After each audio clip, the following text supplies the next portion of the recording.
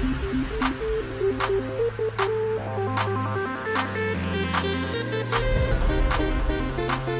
to episode 6 of the Battle Academy podcast. My name is Monica. You may know me in-game as Anthissa or on social as Anthissa21. Today I'm going to be discussing team building. Basically, we're going to start with a mini refresher course about the 4 different things that I've talked about earlier on that you'll need to keep in mind when picking out Pokemon to build up for Go Battle League or Silph Arena. Then I'm going to talk about some budget options of Pokemon that you can build up and get you into Go Battle League right now. I'm also going to include some that are a little more heavy in terms of stardust and candy usage, but you're going to want to keep a list of those because they are worthwhile to build up. Now, I do need to note that the majority of the Pokemon I'm going to be talking about are geared towards Great League. However, you can apply some of them to Ultra League as well.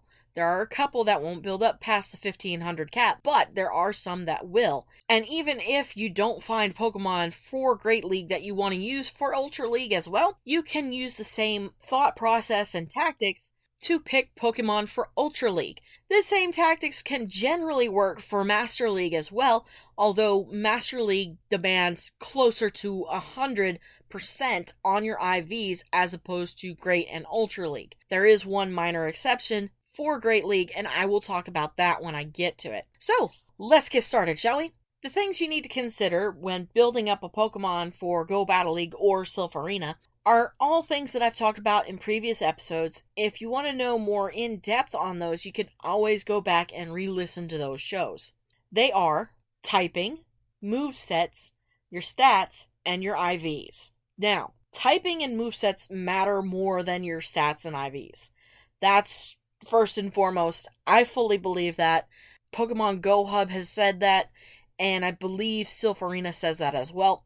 And my information is coming from Silph Arena today.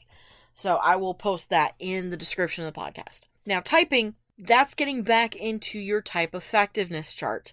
I had a whole episode on that, and the link to the type effectiveness chart provided by Silph Arena. Basically, when looking at typing, you need to consider what your team's weakness is and trying to figure out how to cover it. You don't want to go in with a team that has strength against everything but one weakness, say fire or grass, if you're building like a water or grass team, only to get into your match and find out your opponent has a team that is built to specifically take advantage of whatever your weakness might be.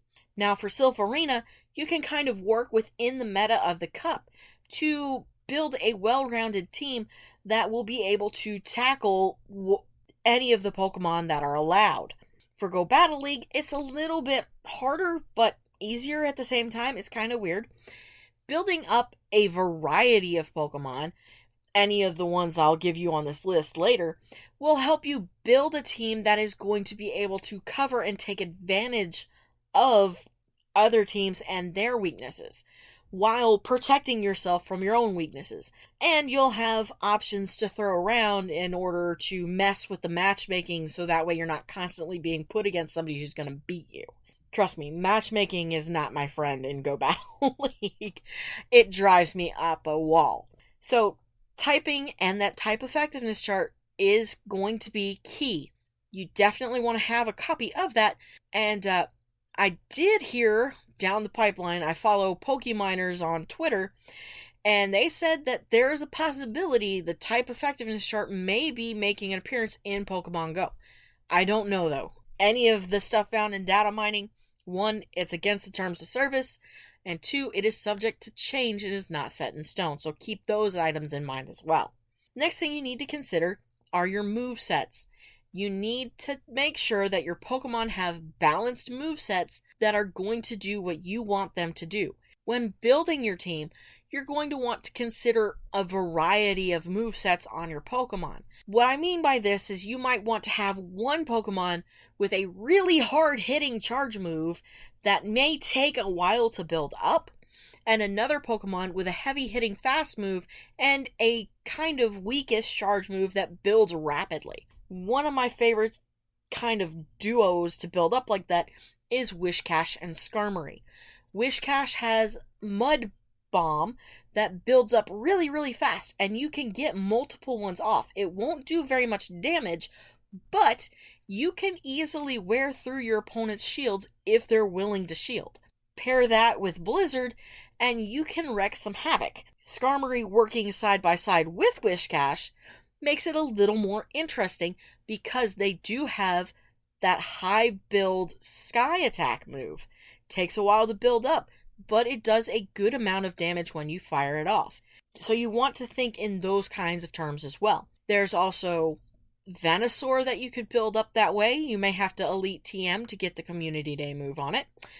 You can also look at Alolan Ninetales. It's a little weak. I like it a lot. If you've got Charm on it, it's going to do a lot of damage to some other Pokemon, but keep in mind, Ice Beam and Blizzard are going to build up slowly, so you may not get to use those before your Ninetales goes down. That's just a small idea of how movesets can work together on different Pokemon to create an interesting and well-balanced team. Finally, you need to take into consideration your stats and IVs. Now, they're not very interchangeable, and they pretty much aren't, but I like to keep them lumped together because they are very similar. If you want to look at the stats for a Pokemon, you're not really going to see them on the Pokemon Go game itself, so you'll need a third-party app such as PokeGenie. Now, keep in mind using something like PokeGenie can get you in trouble if you're caught with it because it is a breach of terms of service, and it can get you banned for a 30-day period for your first offense. So be careful when using an IV and stat checker. The other thing you can look at is your IVs, and those will show up on the game itself. Now, attack is given a double weighting, so to speak, in the calculations for CPs. So, you're going to want to look for a bulky Pokemon that has higher defense and higher HP, and a lower to moderate attack. The reason for the attack is because of something called charge move priority. Basically, if you and your opponent hit charge move at the same time, the game is going to give priority to whoever has the higher attack stat.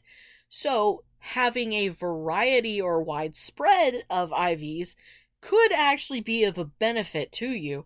Say you have a Pokemon that's just shy of 100%, if the attack is what's low on it, you might want to go with that Pokemon.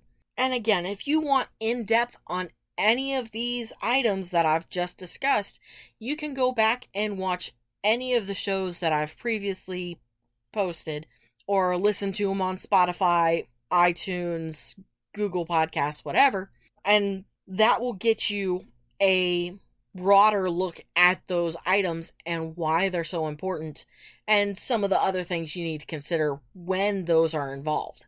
Now, I'm going to talk about what Pokemon you're going to want to build up and keep in reserve for Silph Arena and Go Battle League. You can do this based on the CP of 1500, which is where all these Pokemon are going to fit in the Great League requirements. You can also kind of apply this to Ultra League as well.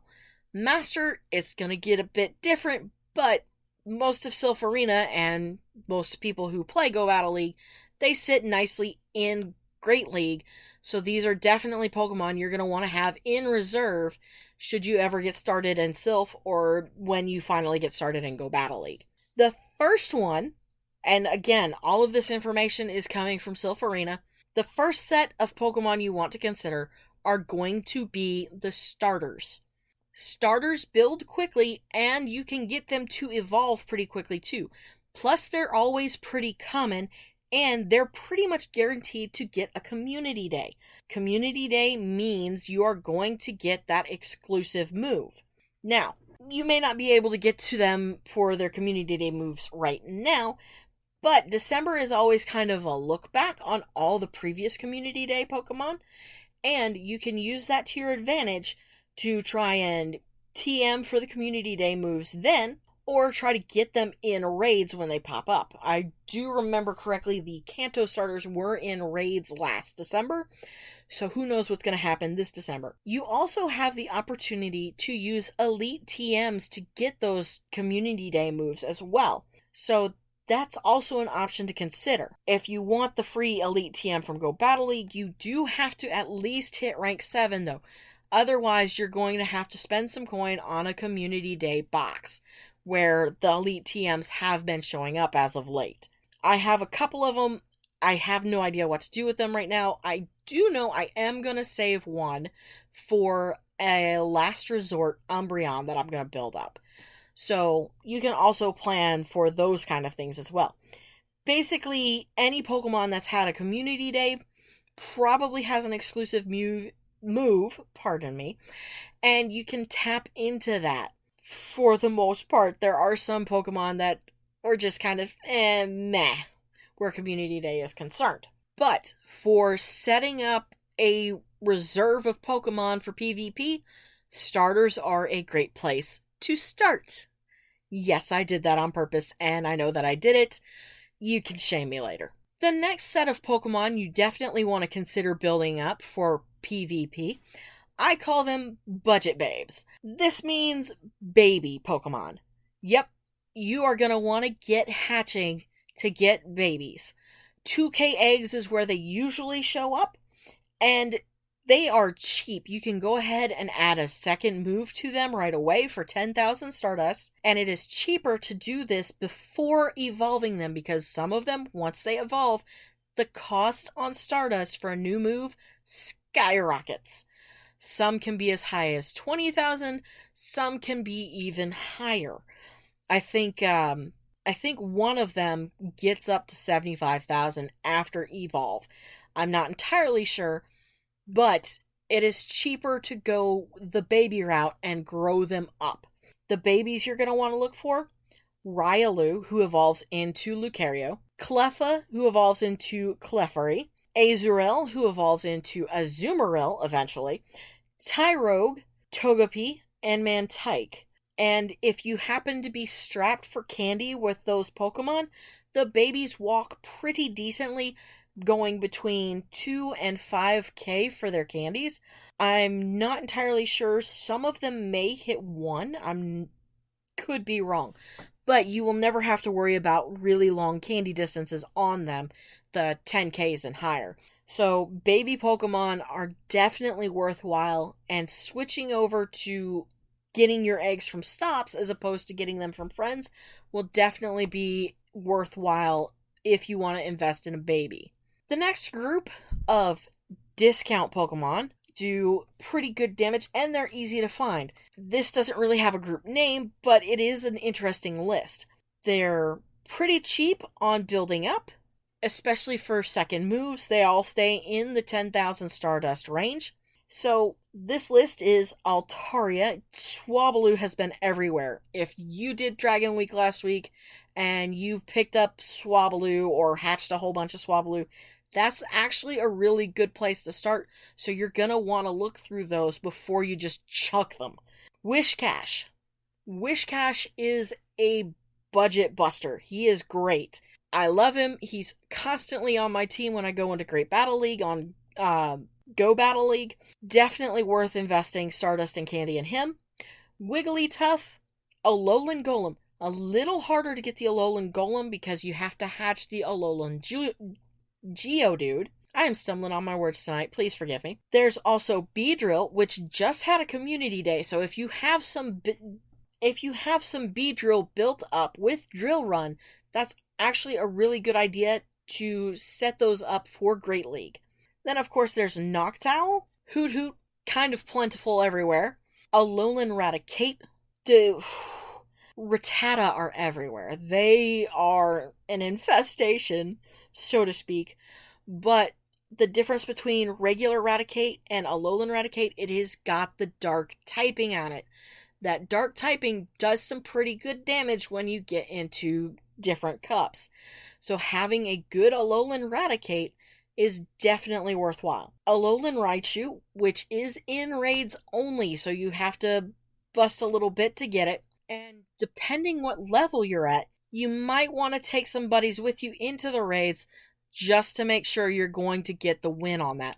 I tried to solo Alolan Raichu a couple of times back when I was in the high-end 20s, about 27, 28, and I could not solo it to save my life. So definitely consider taking at least 1 or 2 people with you. Then, of course, Golbat. Zubat is kind of everywhere. If you can't get your hands on a Zubat, go battle Rocket Grunts until you get some Shadow ones.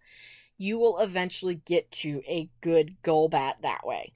Definitely worth building up a little bit. I've not used it, but I have seen others use it, and it's not exactly a pushover, so it's definitely worth looking at. Okay, I am going to take a little break after talking about all these awesome discount Pokemon. And in just a moment, I'll be back to tell you about the ones you should probably be saving up your dust and candies for. I'll be back in just a moment.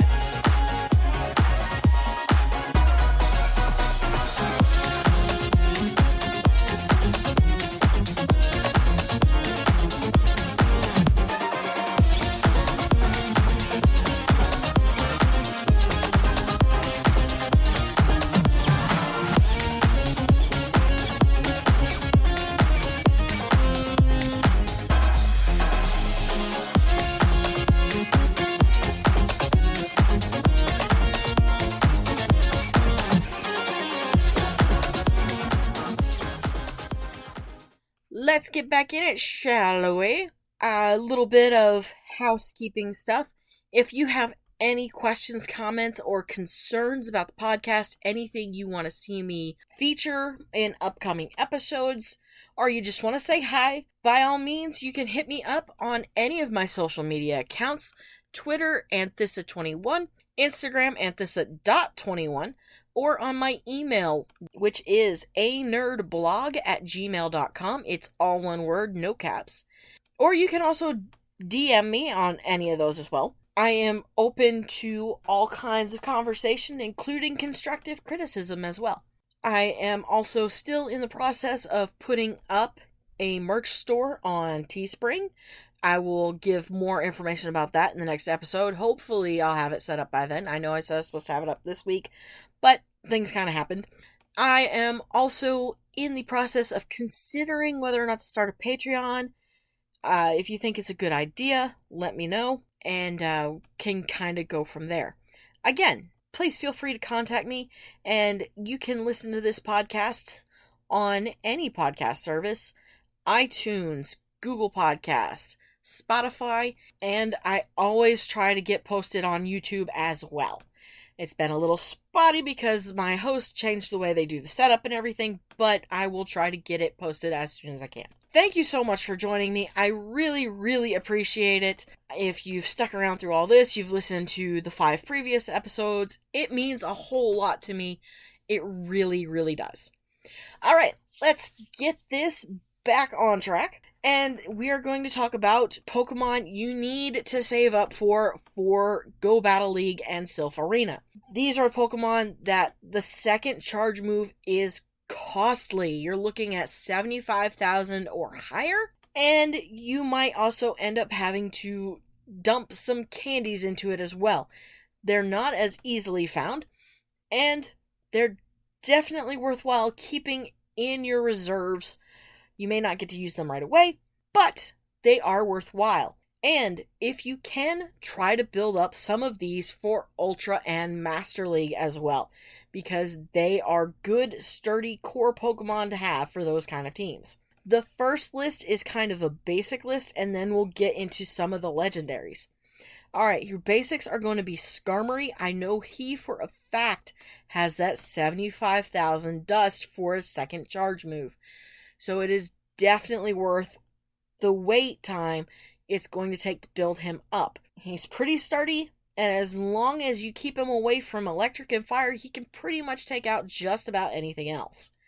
So definitely worth getting you a good Skarm. Medicham. Medicham is one of the Pokemon that's actually limited only to Great League because they top out around the 1500 mark. They hit level 40. So you definitely want to get every Meditite you can find if you see them. It takes a little while to find one that's got good IVs, but it is a good fighting Pokemon to have in your backup. The dust is a little expensive for getting a second move, and building it up to max is also a little more expensive dust-wise. The next one on the list is Azumarill. I know we talked about it earlier with the Azurill, but the baby discount is pretty good if you want to build one from scratch, if you can get it to hatch. But the article I was reading said it may be better to find a good Marill during a weather boost and get it built up from there. Going that route, you're going to spend a little more on dust and candy to get that second move, but you definitely want a Azumarill. They are common all throughout Go Battle League because it is a good, strong Pokemon that hits pretty hard. And it has an really, really good moveset of whatever you can use. Its main charge moves, the only ones they have, are Ice Beam, Play Rough, and Hydro Pump.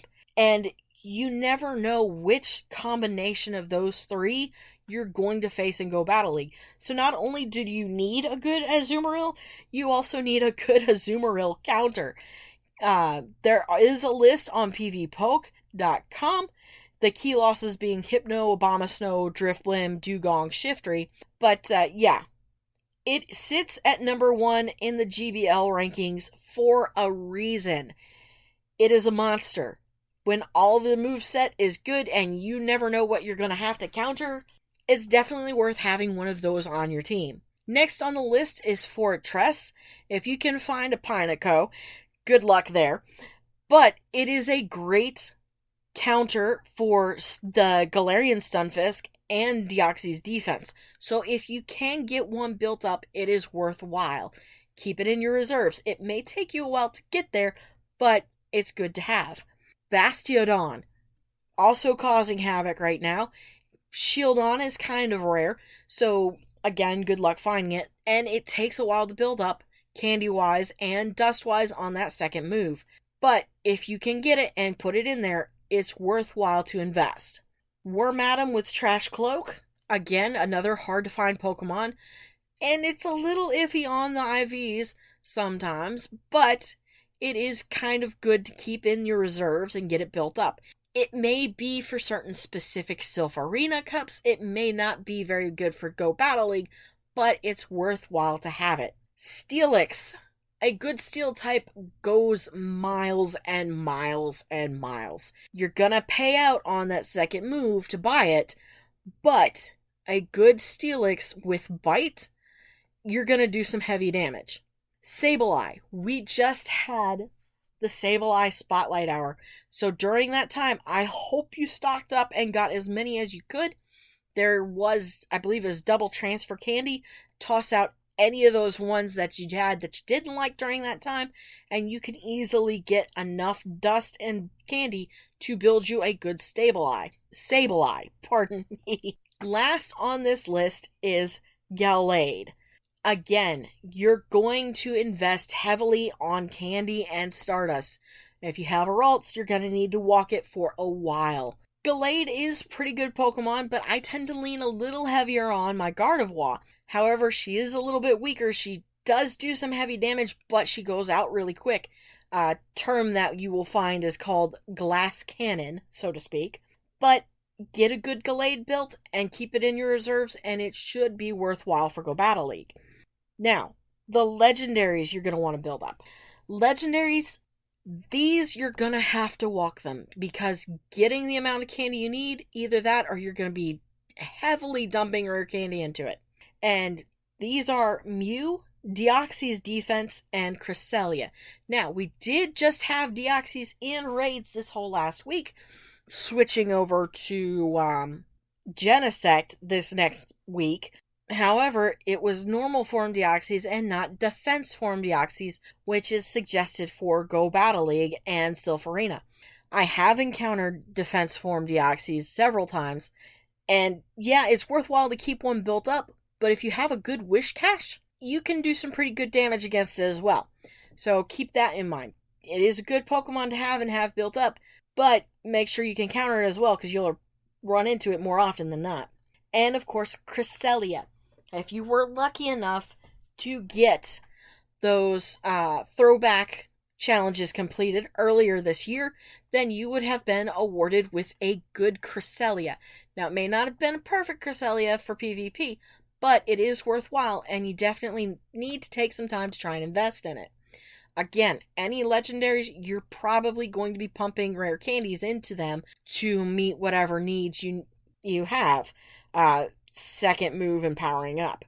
There are a few other legendaries that I think are kind of worthwhile to consider. However, they may top out at over 1,500, so you can't really get them for Great League. But they are worthwhile to consider for Master League and Ultra League. Again, any of what I've talked about in this episode can also be applied to Ultra League and Master League as well. If you're wanting to save dust, look for Mons with 10k for Stardust on their second move. You also kind of want to look for lower budget on powering up as well. Now, it's still going to take you a lot more dust and candy to pump into a Pokemon for Ultra League to get close to that 25k. And you're going to be doing a whole bunch of work to perfect a Master League Pokemon. I only have a handful that are plus 3,000 on CP. But it is worthwhile to kind of save up those candy, build them up, so that way you're prepared when you go in. With a selection of the Pokemon I've gone over in this list, getting them built up based on the strategies of looking at those 4 topics we discussed earlier, moves, type, effectiveness, stats, and IVs, you're going to be ready for Go Battle League, and you may have a good core built up if you decide to go into Silph remote battles, which is always worthwhile to consider because it's definitely a different feel. It feels more controlled in a way. You have more of a hand in what your outcome is going to be, and you have a more narrow pool of Pokemon, so you don't have to go through all the fuss of trying out different Pokemon to see what would be good in something that's open like Go Battle League. And that, I believe, is going to be an episode. Wow, I'm feeling these getting longer and longer every time I do one. I really feel I'm getting to where I want to be with all this.